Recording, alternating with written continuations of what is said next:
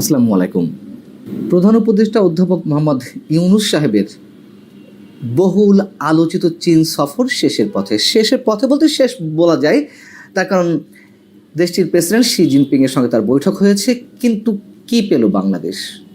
বাংলাদেশের চেয়ে বড় কথা হচ্ছে ডক্টর মোহাম্মদ ইউনূস নিজে কি পেলেন অথবা তার সরকার কি পেলেন। এত যে ঢাকঢোল পেটানো হলো, তাকে এতটাই চীন গুরুত্ব দিচ্ছে যে তার জন্য বিশেষ বিমান পাঠিয়ে তাকে নিয়ে যাওয়া হয়েছে, এবং এই বিষয়টি গত 2 মাস, মিনিমাম 2 মাস ধরে আলোচনায় ছিল যে বিশেষ বিমান দিয়ে তাকে চীনে নিয়ে যাওয়া হচ্ছে। এবং সেই বিশেষ বিমানটি যে একটি ভাড়া বিমান, পরবর্তীতে আমরা জেনেছি তা নিয়ে যথেষ্ট বিতর্ক উঠেছে। এটি আসলেই চীন পাঠিয়েছে কিনা সেটা নিয়েও প্রশ্ন দেখা দিয়েছে। যাই হোক, এইসব ছোটোখাটো বিষয় বলে আর সময় নষ্ট করতে চাই না। কথা হচ্ছে, শি জিনপিংয়ের সঙ্গে আমাদের প্রধান উপদেষ্টার বৈঠকে তো আসলে তেমন কিছুই মেলেনি, ফাঁপা বেলুন ছাড়া। উপরন্তু ভারতের পক্ষ থেকে সম্ভবত প্রধান উপদেষ্টা মারাত্মক অপমানের শিকারী হয়েছেন। কিভাবে সেটা বলছি। শি জিনপিংয়ের সঙ্গে বৈঠকে কি হলো, নির্যাসটি যেটা আমরা পেলাম, কোনো গণমাধ্যম খবর পেয়েছে যে বাংলাদেশের আম কাঁঠালের প্রশংসা করেছেন শি জিনপিং। পরবর্তী বছর থেকে বাংলাদেশ থেকে আম কাঁঠাল রপ্তানি হবে। আর কি হবে?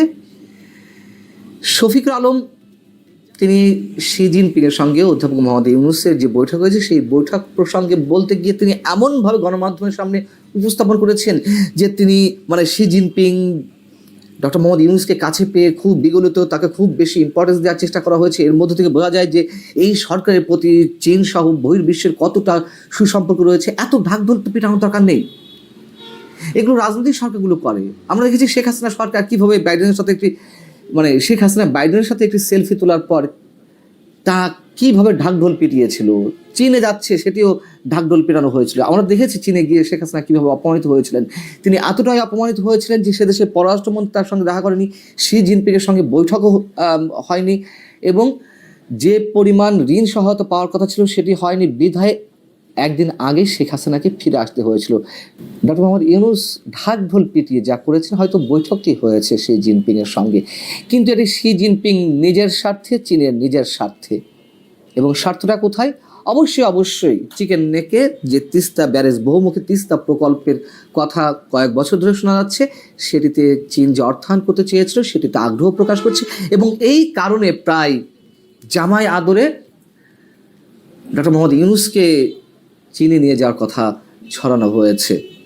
এবং মজার বিষয় হচ্ছে, শফিকুল আলম, প্রেস সচিব শফিকুল আলম যখন গণমাধ্যমের সঙ্গে কথা বলছিলেন, এই তিস্তা প্রকল্পের বিষয়টি তিনি হাইড করে যাওয়ার চেষ্টা করছিলেন, বরং তাকে মনে করিয়ে দিলেন ডেপুটি প্রেস সেক্রেটারি, প্রধান উপদেষ্টা ডেপুটি প্রেস সেক্রেটারি আজান মজুমদার। তখন তিনি বললেন যে হ্যাঁ, তিস্তা প্রকল্প প্রসঙ্গে কথা হয়েছে। তবে কি কথা হয়েছে, কি আলোচনা হয়েছে, সেগুলো বিস্তারিত জানায়নি। কেন জানানো হয়নি? এবং আমার ধারণা এই তিস্তা প্রকল্প নিয়েই ডক্টর মোহাম্মদ ইউনূস সবচেয়ে বেশি ঝামেলায় পড়তে যাচ্ছেন। এবং চীনেও তো এইটিতে গুরুত্ব দেওয়া ছাড়া আর তেমন কিছু তারা এই মুহূর্তে বাংলাদেশকে অতটা বিবেচনা নেওয়ার কথা না। যদিও বিআরআই যেটি রয়েছে সেখানে $24 বিলিয়ন যে ঋণ দেওয়ার কথা রয়েছে, সেটি শেখ হাসিনা সরকারের সময় তার কিছু অংশ ছাড় হয়েছে, কিন্তু অন্য কোনো বিষয় আর আলোচনা হয়নি সেই ঋণের বাকিটা কতটুকু কীভাবে ছাড় হবে আমি যা দূর জেনেছি। এবং প্রধান উপদেষ্টা যেহেতু চীন থেকে থাইল্যান্ডে যাবেন বিমস্টেকের সম্মেলনে, সেখানে ভারতের প্রধানমন্ত্রী যাবেন। ভারতের প্রধানমন্ত্রী নরেন্দ্র মোদী আমাদের প্রধান উপদেষ্টার সঙ্গে দেখা করছে না, এটি ভারতের পররাষ্ট্র মন্ত্রণালয় কিছু না আগে জানিয়ে দিয়েছে। যেখানে খুব বেশি আশায় ছিল যে অন্তত বিমস্টেক সম্মেলনের সাইড লাইনে তাদের দুজনের মধ্যে দেখা হবে, কথা হবে, বৈঠক হবে।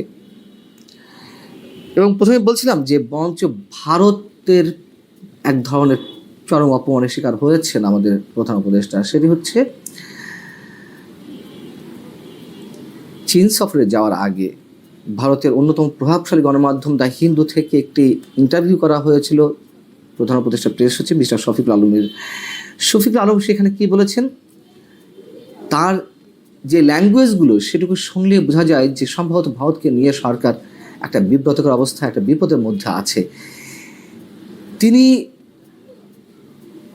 এই মন্তব্য করেছেন যে ডক্টর মোহাম্মদ ইউনূস ভারতের সঙ্গে উষ্ণ সম্পর্ক বজায় রাখতে আগ্রহী, এজন্যই তিনি চীনে যাওয়ার আগে ভারতে যেতে চেয়েছিলেন, কিন্তু ভারতের পক্ষ থেকে এই বিষয়ে তেমন কোনো সাড়া পাওয়া যায়নি বা বিস্তারিত কিছু জানায়নি কি হতে যাচ্ছে বা কী হওয়া উচিত। তো আশা করছি বিমস্টেক সম্মেলনের সাইড লাইনে সেখানে বৈঠক হবে, সেটি বিষয়েও শুক্রবার ভারতের পররাষ্ট্র মন্ত্রণালয়ের মুখপাত্র জানিয়ে দিয়েছেন যে বৈঠক হচ্ছে। তার কারণ তিনি 23 এপ্রিল বিমস্টেক সম্মেলন শেষ করেই যাবেন শ্রীলঙ্কাতে। আমরা জানি এর আগে গত সেপ্টেম্বরে 2024 সেপ্টেম্বরে জাতিসংঘের নিউ ইয়র্কের সাধারণ অধিবেশনে বিশ্ব নেতারা যে উপস্থিত হলেন, বাংলাদেশের পক্ষ থেকে আশা করা হয়েছিল যে অনেক বেশি প্রত্যাশা করা হয়েছিল, ভারতের কাছে আবেদন জানানো হয়েছিল নরেন্দ্র মোদীর সঙ্গে প্রধান উপদেষ্টা ডক্টর মোহাম্মদ ইউনূসের একটি বৈঠকের আয়োজনের বিষয়। তখনও কিন্তু নরেন্দ্র মোদী ডক্টর মোহাম্মদ ইউনূসের সঙ্গে দেখা করেননি, যদিও ডক্টর মোহাম্মদ ইউনূস যাওয়ার আগে তিনি ভারতে ফিরে আসেন। ইচ্ছা করলে হয়তো পারতেন। এবারও ভারত যেতে চেয়েছিলেন আমাদের প্রধান উপদেষ্টা, সেই সময়টি দেননি। বিমস্টেকের সাইড লাইনে বৈঠক হওয়ার কথা ছিল, সেই সুযোগও দেননি। তার মানে কি আমরা ধরে নেব ভারত প্রচণ্ড একরোখা দৃষ্টিতে এখনও পর্যন্ত তার অবস্থানে দাঁড়িয়ে আছে? এবং ভারতের পররাষ্ট্র মন্ত্রণালয়ের একই সঙ্গে দেশটির সেনাপ্রধান উপেন্দ্র দ্বিবেদী তিনি একাধিকবার মন্তব্য করেছেন যে এই সরকারের সঙ্গে নয়, বরঞ্চ নির্বাচিত সরকারের সঙ্গেই বাংলাদেশের নির্বাচিত সরকারের সঙ্গে ভারতের সম্পর্ক করে উঠতে পারে, অর্থাৎ তারা তাদের নীতিতে অটল আছে। আমাদের প্রধান উপদেষ্টা প্রেস সচিব যতই লাফাঝাফি করুক, যতই লম্ফজম্প দিক, যে বিশাল কিছু অর্জন করে এলেন চীন থেকে, আসলে চীন থেকে কি অর্জন করা হয়েছে আর ভারতই বা কী ট্রিট করছে, এবং তার কথাবার্তা তো বোঝাই গেছে যে তারা বোধহয় চাপের মধ্যে আছে, বিপদের মধ্যে আছে। মিউ করে বলছেন যে ভারতে যাওয়ার ইচ্ছে ছিল চীন সফরে আগে, এবং যেটি জানা গেছে যে চীন সফরে যে চুক্তিগুলো হয়েছে তার মধ্যে একটি অর্থনৈতিক এবং প্রযুক্তিগত সহযোগিতা বিষয়ক চুক্তি আর 8টি সমঝোতা স্মারক। এই সমঝোতা স্মারকগুলোর মধ্যে কী রয়েছে? দুই দেশের কালজয়ী সাহিত্য ও শিল্পকর্মের অনুবাদ ও সৃজন, সাংস্কৃতিক ঐতিহ্য ও খবর আদান প্রদান, গণমাধ্যম, ক্রীড়া ও স্বাস্থ্য খাতে স্বাস্থ্য খাতে বিনিময় সহযোগিতা, বিনিয়োগ না। সবচেয়ে জোর দিয়ে যেটি বলা হয়েছে যে সে দেশের বিনিয়োগকারীদেরকে আকৃষ্ট করার জন্য প্রধান উপদেষ্টা তার পক্ষ থেকে যতটুকু যা করেছেন, তিনি বাংলাদেশে বিনিয়োগ করতে বলেছেন। এত সহজ না। আর খুব ফর্মালিটিস মেনটেন করে চীনের প্রেসিডেন্ট শি জিনপিং বলেছেন যে তিনি ব্যবসায়ীদের সঙ্গে কথা বলবেন, তাদেরকে উৎসাহিত করবেন। সেটিকে বেশ ফুলিয়ে ফাঁপিয়ে প্রচার করা হচ্ছে প্রেস সচিব মিস্টার শফিকের পক্ষ থেকে। বরং বিদেশি বিনিয়োগ একেবারে শূন্যের কোঠায় এসে নেমেছে।